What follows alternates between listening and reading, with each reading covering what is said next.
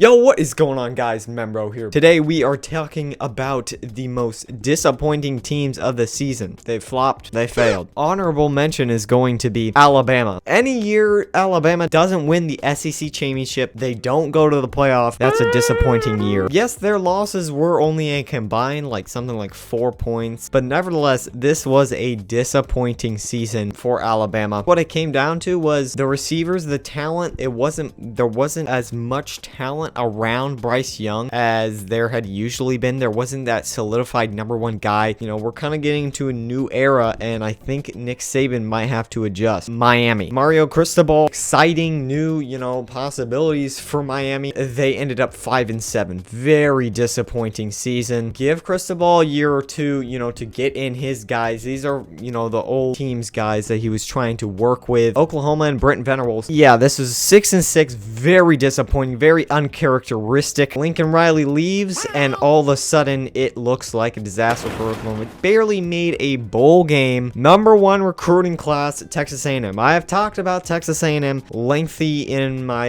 College Football Weekly podcast. I think Jimbo Fisher should probably kind of be on the hot seat at this point. A 5-7 season. You get the #1 recruiting class, and you have a 5-7 season. I'm pretty sure, Texas A&M came into the season ranked in the top 10. If they have another stinker season like this one, I think Jimbo Fisher should probably be fired. Michigan State, another team that is not going to a bowl this season after having a lot of success with Kenneth Walker. This has really been a step down for Michigan State. Florida, they started it out with a very good win against Utah. It kind of fell off from there. The SEC is tough. Utah turned out to be a pretty good team. I think Florida has to go play Utah in Salt Lake City either next year. I'll have to check, but if that happens next year, Florida better watch out. Finally, we have Baylor, a little bit more under the radar because, all the hype has been around TCU, and rightfully so. But Baylor, if you remember, they were Big 12 champions last year. They've completely fallen off. They ended the year with 3 straight losses, and they have the same record as Kansas. This video got you a little down. Make sure to go ahead and watch my top 5 most surprising teams. I'll probably link it up there. Peace.